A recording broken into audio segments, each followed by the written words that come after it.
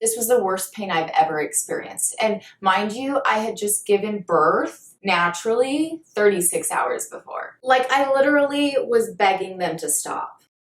Hi, I'm Sarah from The Minimalist Mom. This is video 2 in this 6-part series. Okay, back to my story. So I have a biopsy and I received this call saying that I've got a deadly cancer. At this point, I knew I needed to have my baby as soon as possible so that I could start what they told me was a year of chemotherapy plus some radiation and surgery. At the point when I was induced to have my baby girl, I did not know that the cancer had spread throughout my body. But I did know it was cancer and we knew we needed to act fast. After some quality time with baby girl at the hospital, I was released at the 24-hour mark. I gave my little newborn to my parents, who had flown in the day before and were with my toddler at home. And just like that, my husband and I drove to the cancer center for another biopsy and a full set of scans: PET, MRI, CT, and X-ray. After this set of scans is when we sat down with my oncologist to talk about my prognosis for the first time. She told me I had a 20 to 25% chance that I would live another 5 years. I was pretty devastated. The idea that there was a 75% chance that I would pass away within the next 5 years was pretty painful. I suppose I can talk about it now because it's my reality, but I was in a very dark place at first. So we just got to the cancer center and we have an 8 o'clock meeting. Wow, you cannot hear me. Maybe. 8 o'clock meeting with our oncologist to discuss my CT scan and bone scan I had last week and to discuss doing fertility possibly. Oh, it's gonna work. Forgot to tell my okay about it. Flint is creating a Facebook group for me. I'm just trying not to cry and be emotional right now. We're waiting for my doctor to come back in and talk to us about the blood work. And then comes the difficult decision making of how to move forward. That's where we're at.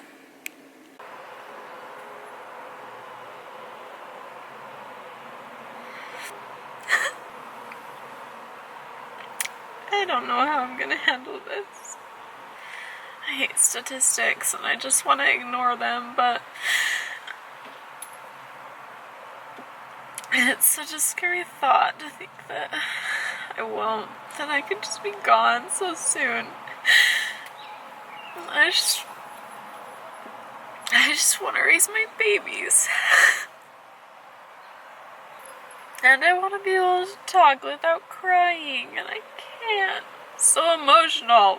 So in addition to the scans, I got a second biopsy to make sure we had enough of a tumor sample because I had passed out during that first one. This wasn't too bad. They numbed me pretty well, but I didn't feel too much pain here. So I go through these tests, meet with my oncologist. I find out I also need a bone marrow biopsy.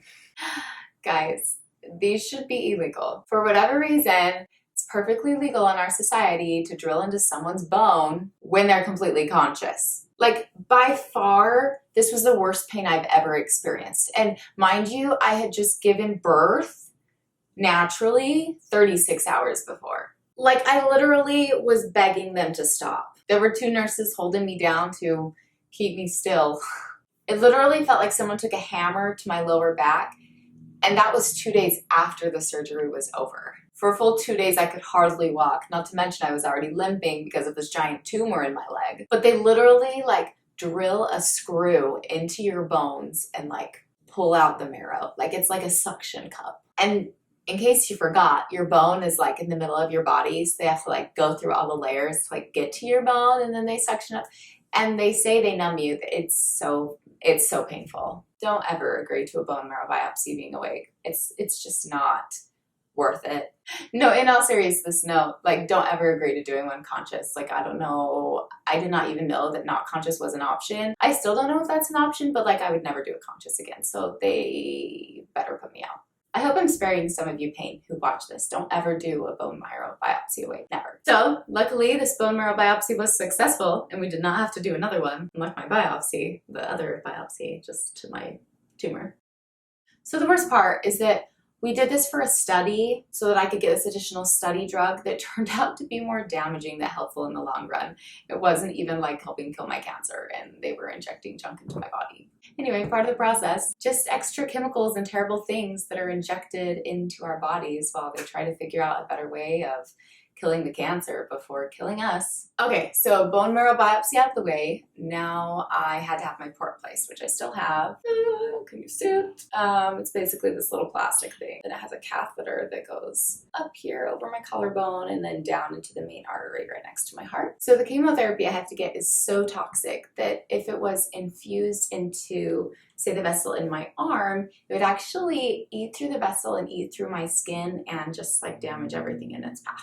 They actually infuse those drugs right next to your heart where your artery is the largest, so that it can diffuse and dilute in the bloodstream faster, and then it doesn't eat through the walls of the artery.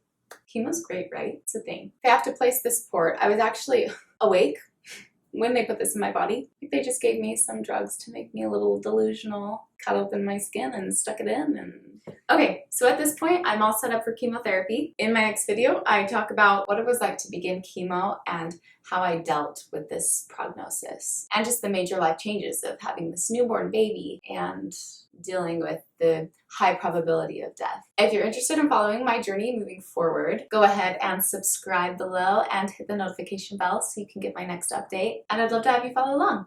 See you in the next video. Right here. Up here somewhere. I think it's on this side. This is my test. This side.